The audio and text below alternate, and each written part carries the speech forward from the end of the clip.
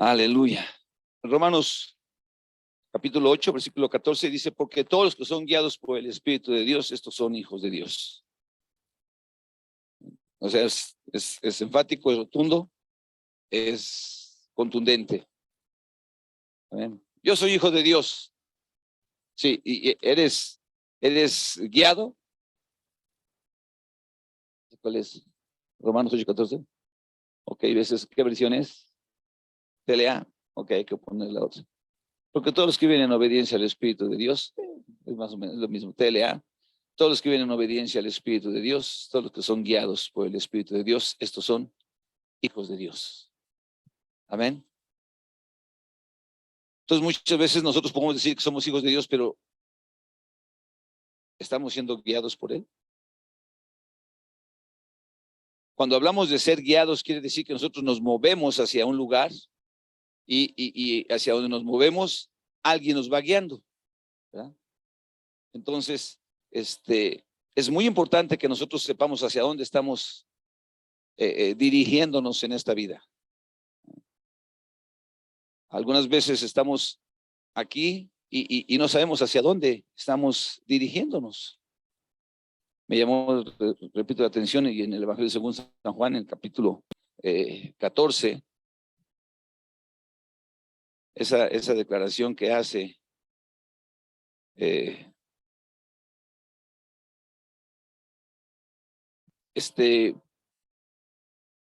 dice la Biblia,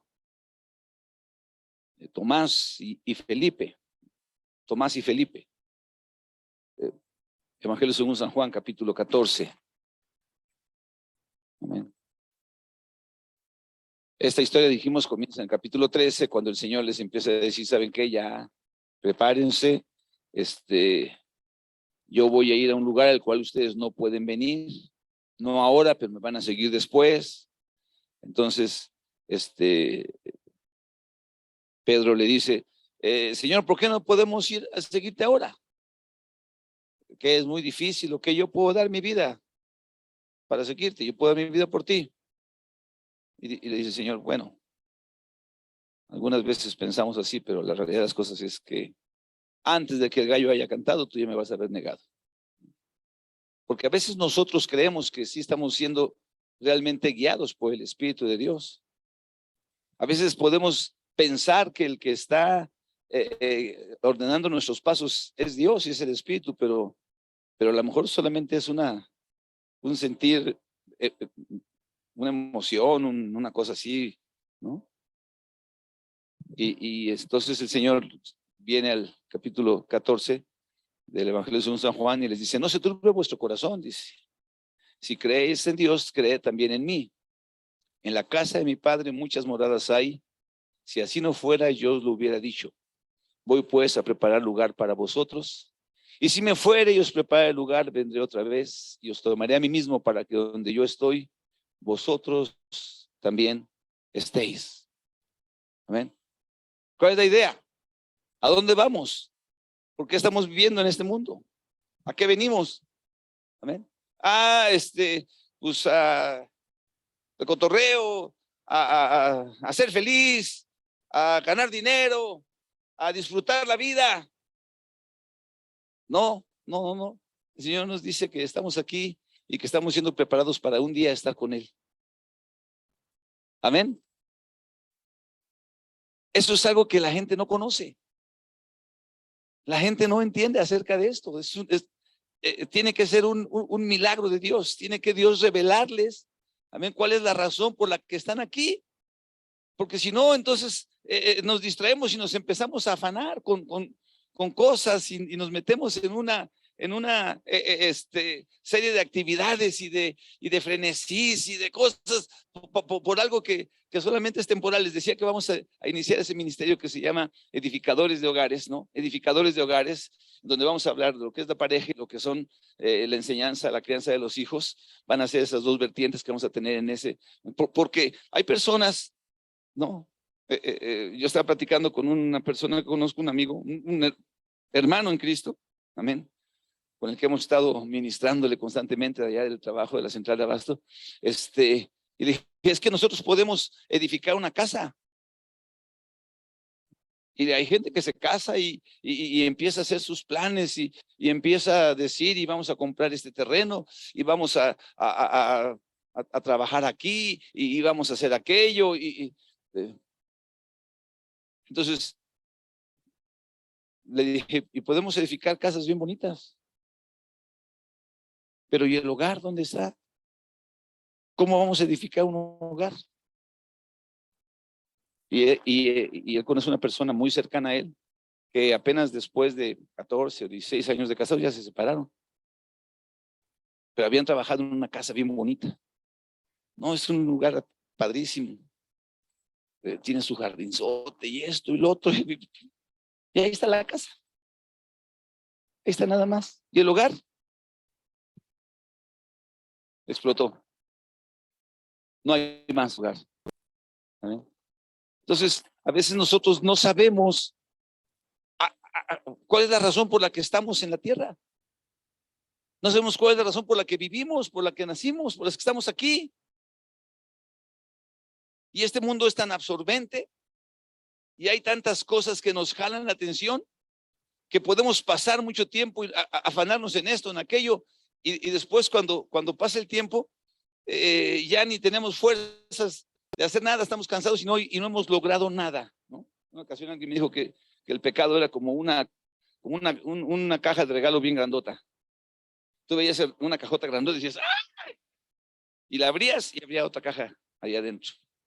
Y la abrías y había otra caja allá adentro. Y la abrías y había otra caja. Y abría y puras cajas y al final nada más había una caja y estaba vacía. Así es. Y empiezas el primer año de tu vida, ¡ay! No pasó nada, entonces vamos al segundo y trabajas y no hay nada. Y el Señor Jesús les dice a sus discípulos, dice, ¿saben qué? Donde yo estoy, quiero que ustedes estén. Y no nada más eso, les dice, y sabéis a dónde voy y sabéis el camino. Amén. Sabéis a dónde voy y sabéis el camino. Entonces es cuando Tomás le dice, Señor, amén, no sabemos a dónde vas.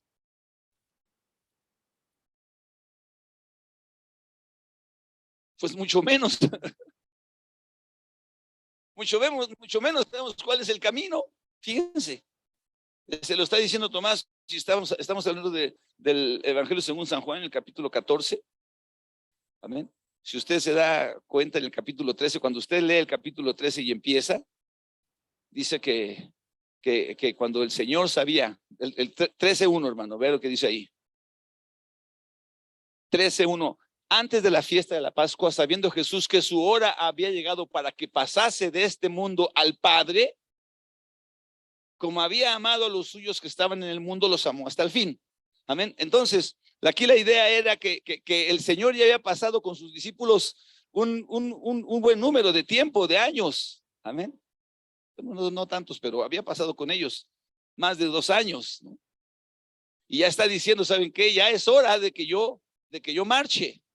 Y como ya me di cuenta de esto, entonces es cuando agarra un lebrillo con agua, una toalla, se la ciñe y empieza a lavarle los pies y todo esto, y etcétera, etcétera. Y después se sigue hablando y dice, ya me voy, y entonces se quedan así. Y bueno, es que saben una cosa, no tengan miedo, no se turbe su corazón. Yo me voy a ir, dice, pero a donde yo voy a preparar lugar para ustedes, para que donde yo estoy, ustedes también estén.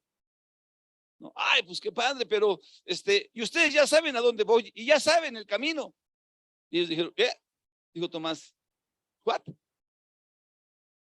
¿Qué? Señor, no sabemos a dónde vas. Pues mucho menos sabemos el camino. Entonces Jesús contesta, amén. Yo soy el camino, la verdad y la vida. Nadie viene al Padre sino por mí. Nadie viene al Padre sino por mí. Y entonces ahí es donde entra el otro discípulo, Felipe, y le dice, bueno, en el versículo 8, vamos, dile 7, el 8. Felipe le dijo, bueno, no.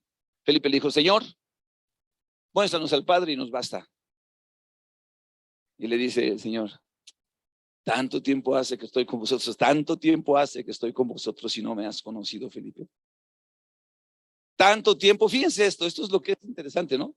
O sea, tanto tiempo que habían estado los discípulos con el Señor y no sabían a dónde iban, no sabían cuál era el rumbo, no habían, tenían sus dudas. Estamos hablando de los últimos días del Señor ya sobre la tierra y ellos que habían caminado con Él. Yo no sé cuántas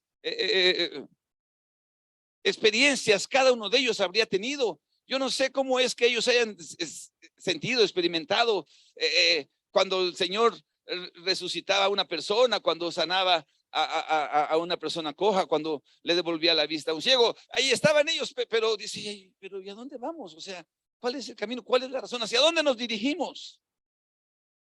Y yo creo que muchas veces a nosotros los cristianos nos pasa lo mismo. Amén. Y vamos a ver, vamos a bautizos, sí, quién sabe qué. Y yo voy a llevar unos refrescos y yo voy a llevar unos guisados bien sabrosos y yo voy a llevar el huitlacoche porque ya saben, este es algo, platillo muy magnífico. Y ya se acabó, ahora vamos a tener conferencias, sí, conferencias. Pero ¿y a dónde vamos? ¿Cuál es el destino?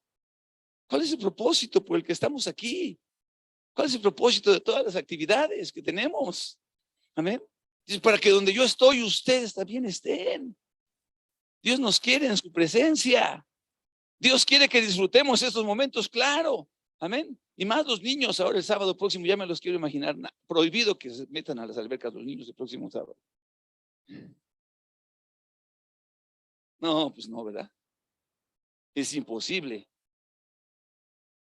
No sé qué hay en las albercas para los de aquí de la Ciudad de México que en cuanto a las leyes se quieren meter al agua.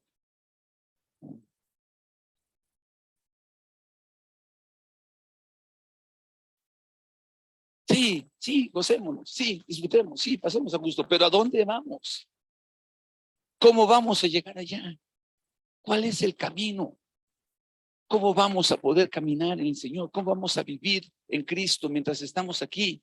¿De qué manera vamos a ser edificados? ¿Cómo vamos a prepararnos para llegar a ese momento de eternidad? Para estar con el Señor para siempre, para no estar un ratito solamente. ¿De qué se va a tratar la eternidad y cómo vamos a hacerle para estar ahí? Porque el Señor se encontró con nosotros cuando estábamos afanados en una vida vana. Amén. Rescatados, dice su palabra, de una vana manera de vivir. Ahí estábamos todos. ¿Están aquí? ¿Dónde estaba Pedro? ¿Se acuerdan? ¿Se acuerdan de dónde sacó el Señor a Pedro? ¿Sí? ¿De dónde sacó el Señor a Marcos? ¿Amén? ¿Dónde estaba Marcos? ¿Dónde estaba Natanael? ¿Dónde estaban los hermanos? Felipe, Juan. Ahí andaban afanados por un pescadito más y esto y lo otro. Y de ahí el Señor los sacó, ¿para qué? Para la eternidad, para estar con Él para siempre. Gloria a Dios. No podemos vivir sin darnos cuenta hacia dónde estamos caminando. Y mucho menos podemos vivir sin saber a dónde vamos y sin la ayuda de Dios. No se puede. No tenemos la habilidad. No tenemos la capacidad. No tenemos los recursos. No tenemos la visión. No podemos, hermanos. Amén. Y como no podemos, el Señor Jesucristo dijo, no los voy a dejar huérfanos. Voy a enviarles a mi espíritu, porque el espíritu es el que conoce las cosas que son de Dios, el espíritu de Dios. ¿Quién conoce las cosas de Dios sino el espíritu de Dios? Entonces, si vamos a estar con Dios, Él nos da de su espíritu para que nosotros podamos ser guiados y podamos llegar ese día a su presencia. ¿Cuántos dicen amén? O sea, el punto no es nada más estar aquí, el punto no es, la idea no es que yo tengo un ministerio y que mi grupo de casa tengo ya 2 invitados más y que esto, lo otro, eso está muy bien, pero de ahí, ¿se acuerdan de aquellos hombres que dijeron, Señor, estamos pero gruesos? ¿Por qué? Dice, no, mira, los demonios se nos sujetaban, los volteábamos a ver y luego temblaban. Eso somos nosotros. Y les dijo el Señor, Yo mismo veía a Satanás caer del cielo como un rayo, dice. Pero no se gocen, no se regocijen tanto de que los demonios se los sujetan, sino de que sus nombres están escritos en el libro de la vida. Amén. De que estamos aquí de paso y un día vamos a estar en la eternidad con Él. Ese es el detalle, hacia allá vamos. Y para llegar allá necesitamos ser guiados por el Espíritu de Dios de manera individual y de manera personal. Amén. Aleluya. Por eso estamos aquí hoy en este mes hablando de esto. Vamos a tener unas conferencias gloriosas. Vamos a ser parte de un movimiento especial del Señor. Amén. Un avivamiento, una nueva forma de que en México se puede empezar a obedecer a Dios. Algo especial. Aleluya. Mucha gente está viviendo tiempos de corrupción, mucha gente está viviendo tiempos de desenfreno, pero hay una ola también de gente que quiere buscar al Señor. Amén. Hay una ola de personas que están siendo sensibles a la voz de Dios. Y a ellos son a los que Dios va a estar avivando. Y a nosotros nos va a dar la oportunidad de ser instrumentos de eso. Amén.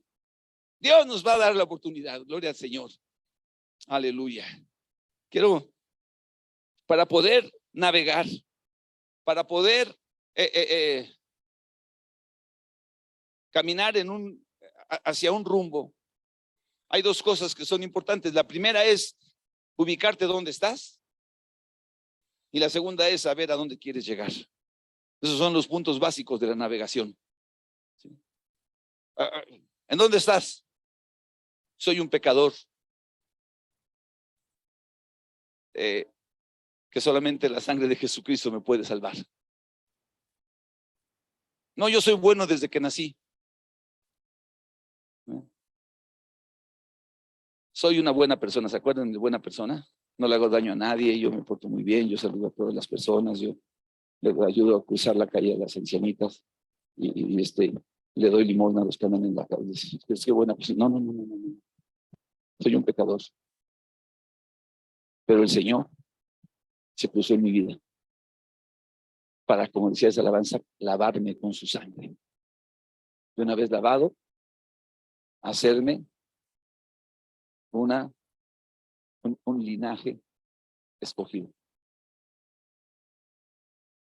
Darme una chamba y ser un real sacerdote. Pertenecer a una nación santa. Ser parte de un pueblo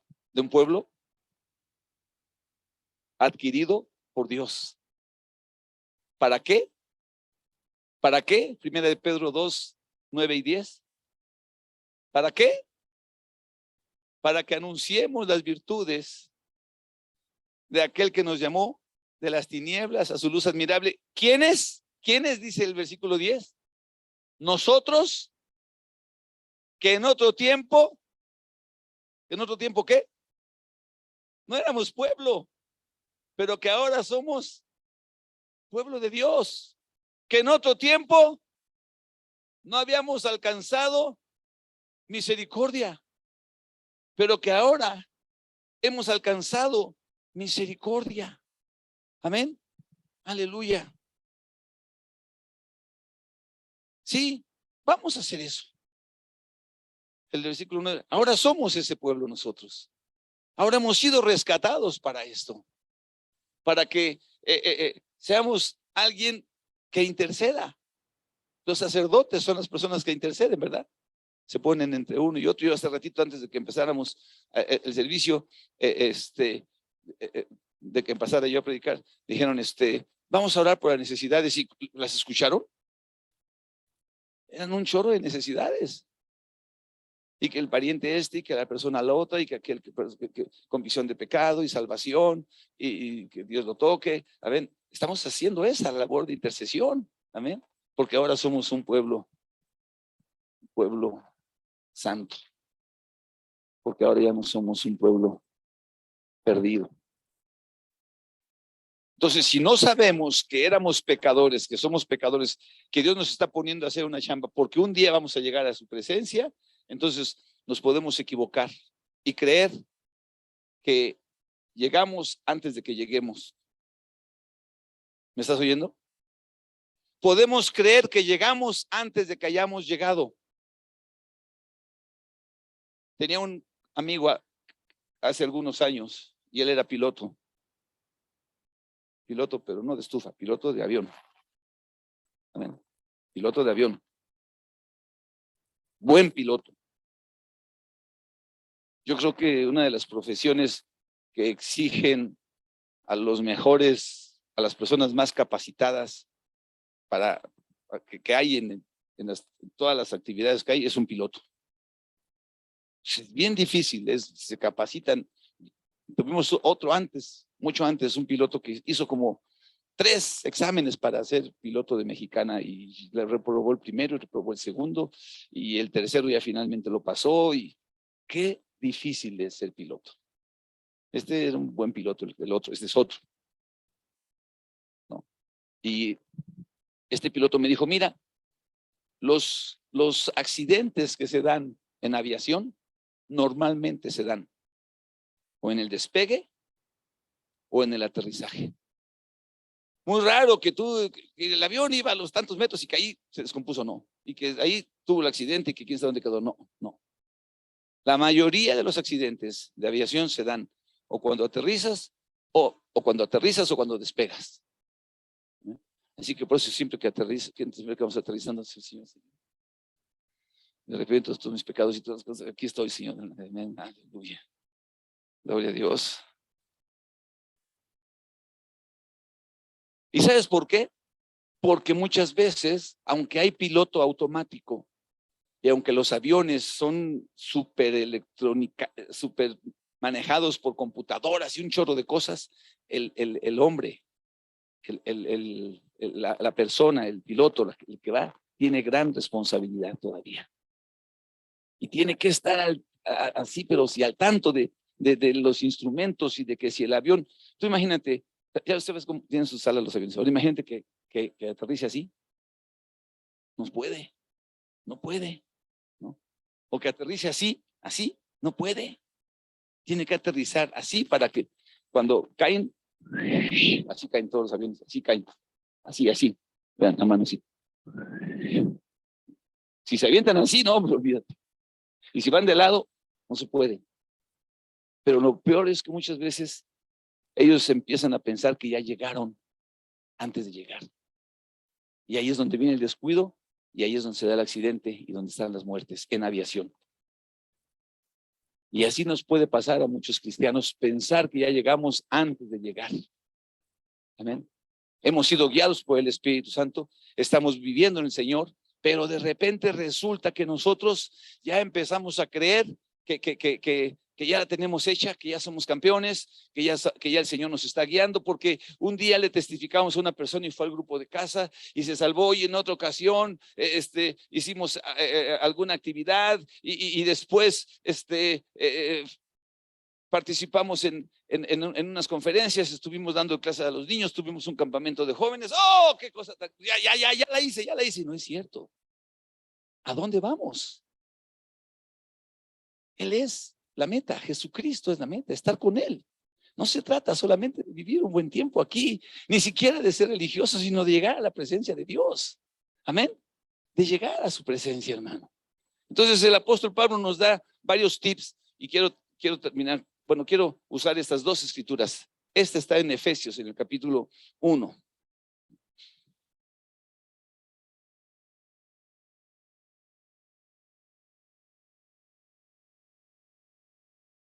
Dice Efesios: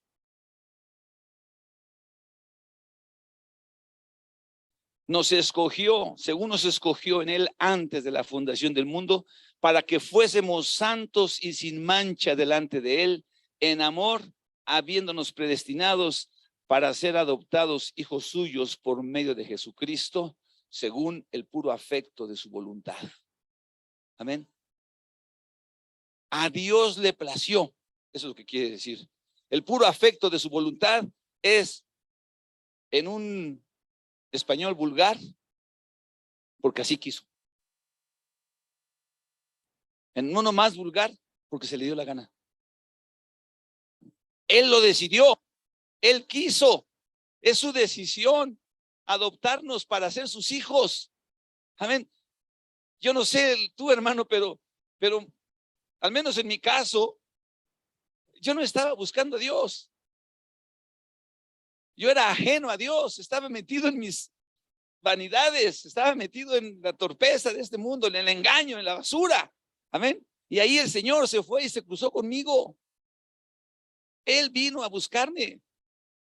Él fue el que derramó su gracia. Así estábamos. ¿Cuántos dicen amén? ¿O no? ¿O tú siempre has sido bueno desde chiquito? No, no, no. El Señor, aleluya, nos mostró nuestra condición. Él nos reveló nuestro corazón, que era un corazón, ¿cómo dice la Biblia que es nuestro corazón? Engañoso y perverso. Si tú le dices a una persona, tú tienes un corazón perverso, ¿qué te pasa si yo soy la persona más? Dios tiene que revelarle a cada persona que tenemos un corazón engañoso y perverso. Cuando Él nos lo revela, entonces empezamos ahí, de ahí partimos. Gloria a Dios. Ahora necesito empezar a caminar en ti. Amén. Nos llamó a ser sus hijos solamente por medio de Cristo. Aleluya. Y no nada más eso, sino que nos da a conocer su voluntad. Dice ahí que nos da a conocer su voluntad. Aleluya. Dice,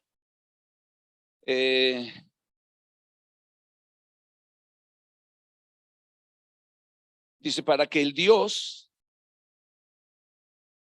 versículo 17, para que el Dios de nuestro Señor Jesucristo, el Padre de gloria, os dé espíritu de sabiduría y de revelación en el conocimiento de Él, alumbrando los ojos de vuestro entendimiento.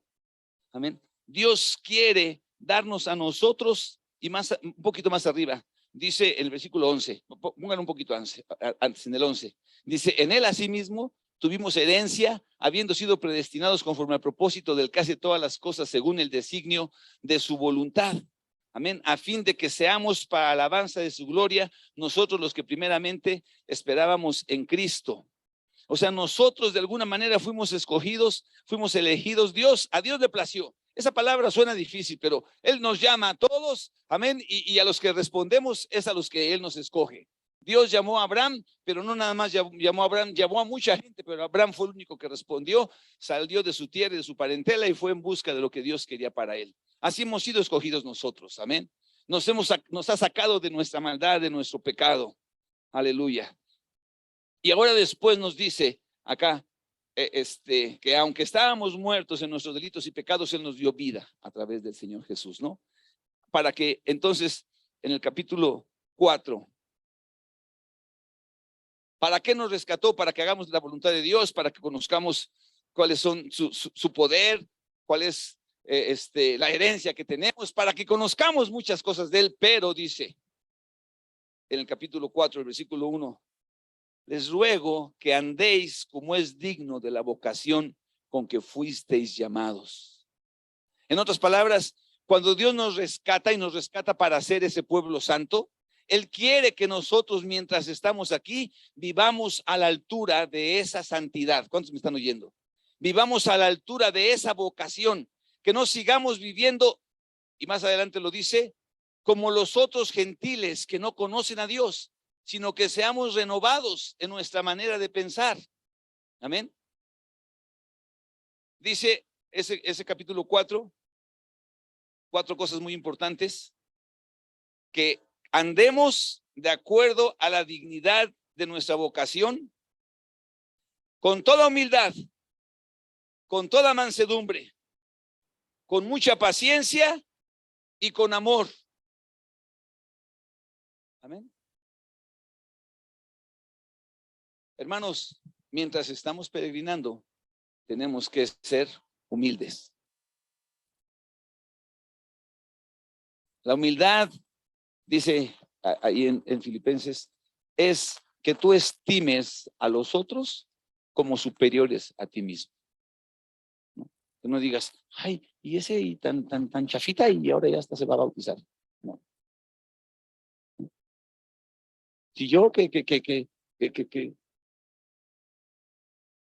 mastico tachuelas y escupo balas, ¿te imaginan las tachuelas? Y aquel que ni siquiera, que nada más con un tantito frío se y ya se va a bautizar. Ay, no, dice, con humildad, estimando a aquella persona como superior. Aquí en la iglesia, mientras estemos caminando, se requiere que vivamos de esa manera, siendo guiados por el Espíritu, con humildad, amén, con honestidad también, hermano. Que seamos honestos. Si te equivocaste en algo, me equivoqué. Si te equivocaste en otra cosa, Señor, no juguemos la parte. ¿Cómo has estado? Muy bien, gloria a Dios, en la victoria, mi hermano. Yo aquí, no es cierto, amén, andábamos abrazando la cobija. Aleluya. Así como te dije que me encontré hoy este compañero de trabajo, ¿cómo estás? Aquí estoy. Se juntamos ayer a mi cuñado y te dio pues no, ¿cómo estás? Pues estoy bien. No, estoy mal. Ando atravesando una situación difícil, ayúdame, pastor, ayúdame, hermano, necesito esto, vamos al grupo de casa, oren por mí, etcétera, con humildad, con honestidad, amén, con paciencia. Dios pide que seamos pacientes, y pacientes no es quedarse sentadito esperando algo, no, es perseverar hasta lograr el objetivo. Nosotros hemos pensado que ser paciente es una persona que se sienta en el consultorio a que pasen las horas ahí sentado hasta que por fin lo atiendan, y ahí está uno, si es mujer tejiendo, si es hombre durmiendo, amén, pero no es así. Quiere que estemos pacientes, quiere decir perseverantes, amén. Yo no me muevo de aquí hasta que el doctor me atienda.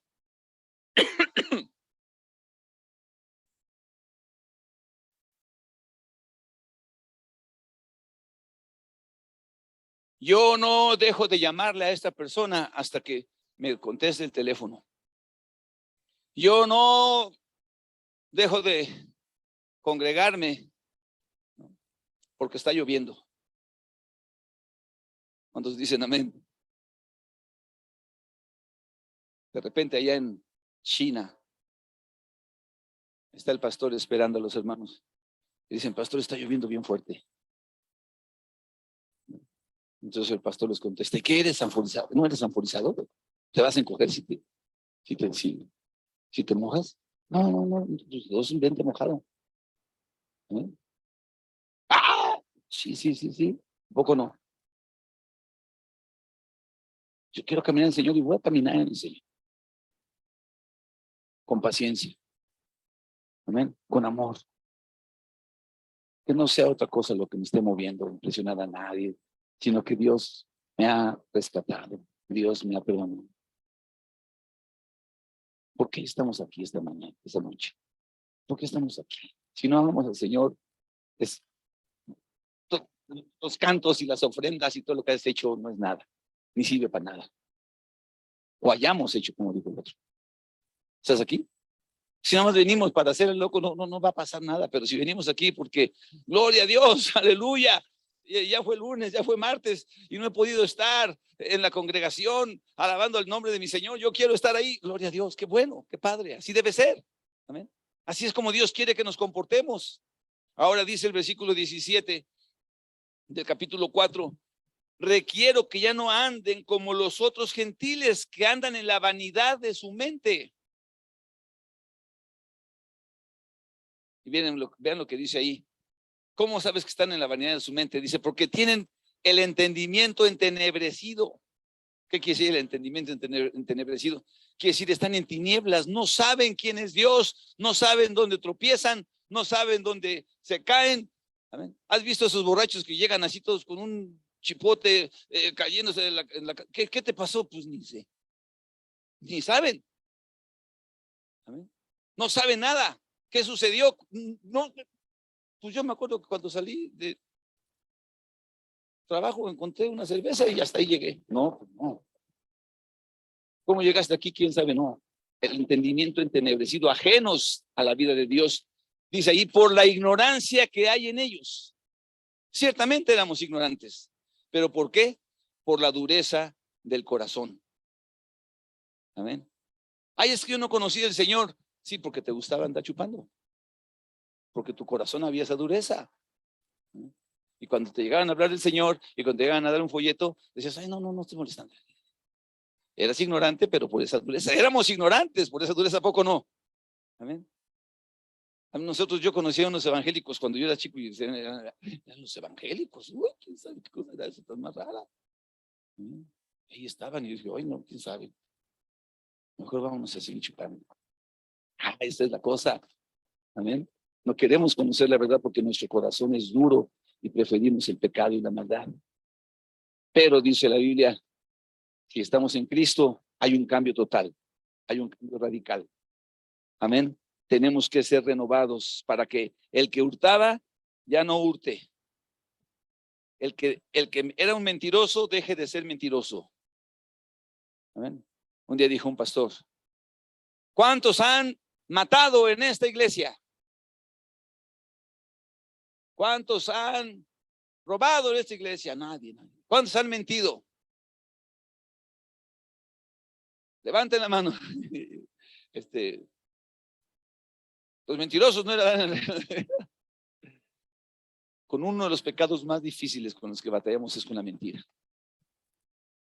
Somos muy rápidos para querer salir del compromiso mintiendo. Somos muy rápidos para decir, no está muy cara, estuvo muy difícil, no lo encontramos, no, cualquier pretexto, mintiendo. Y dice que no tenemos que mentir si somos guiados por el Señor. Amén. Termino con esta historia, hermanos.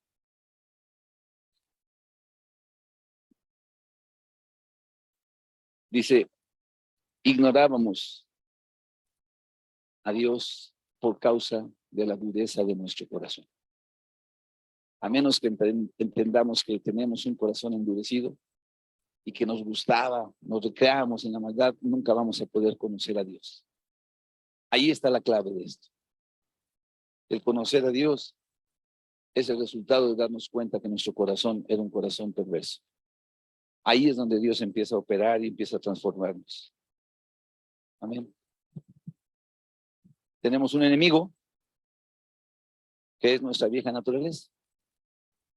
Tenemos un enemigo que es el que nos lleva a mentir, que es el que nos lleva a hurtar, que es el que nos lleva a blasfemar, que es el que nos lleva a no hacer lo que Dios quiere que hagamos, y se llama vieja naturaleza. Solamente quiero leer unos versículos de esta escritura, 2 Samuel 11, 2 Samuel 11, del 1 al 6. Es el ejemplo más gráfico de un hombre que pensó que ya había llegado a la meta y estaba todavía bastante lejos. 2 Samuel 11. Aconteció al año siguiente, en el tiempo que salen los reyes a la guerra, que David envió a Joab y con él a sus siervos y a todo Israel, y destruyeron a los amonitas y sitiaron a Rabá. En el tiempo en el que los reyes salen a la guerra, David se quedó en Jerusalén. El rey David no fue a la guerra, ahí se quedó. Mandó a sus generales, mandó al ejército, mandó a todos a pelear, pero él se quedó ahí. Y sucedió un día, al caer la tarde, que se levantó David de su lecho y se paseaba sobre el terrado de la casa real, y vio desde el terrado a una mujer que se estaba bañando, la cual era muy hermosa. Dice, y envió David a preguntar por aquella mujer, y le dijeron, aquella mujer es Betsabé, hija de Eliam, mujer de Urías Eteo. Dice, y envió David mensajeros y la tomó y vino a él y él durmió con ella. Luego ella se purificó de su inmundicia y se volvió a su casa y concibió la mujer y envió a hacerlo saber a David diciendo, estoy encinta.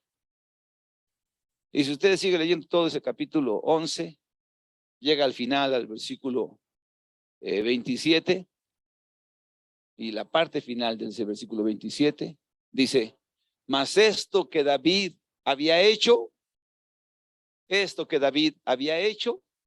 fue, ¿qué dice? Desagradable ante los ojos de Jehová. ¿Me oye? Y la Biblia dice que David era un hombre que andaba tras el corazón de Dios.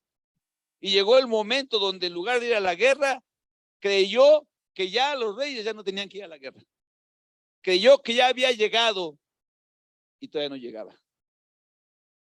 Y entonces son los momentos que el enemigo utiliza. ¿Para qué?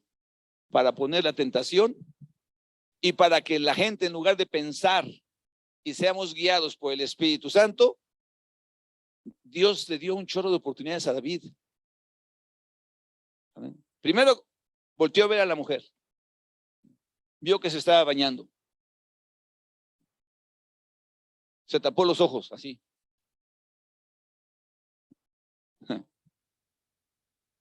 Ahí estaba. Después, mandó a investigar quién era. Le dijeron, es una mujer casada. Eso era suficiente para que él hubiera dicho, no, pues ya está. A mí me guía el Espíritu de Dios. Yo me muevo por la verdad del Señor. No. Mándamela a traer. Se la mandan traer. Se la traen. Y después, duerme con ella. ¿Sí me explico? Tuvo un chorro de chances para poderse detener y decir, la estoy regando. No es por ahí. Pero pecó. Y cuando uno peca, dijo un hombre, es como cuando te avientas, das un paso en una escalera, que no sabes a dónde terminas. Das el primer paso y te caes y quién sabe dónde terminas. El pecado más fuerte, David, Dios lo perdonó. Pero Dios, aunque perdona, no evita las consecuencias. Y en el capítulo 12 de este mismo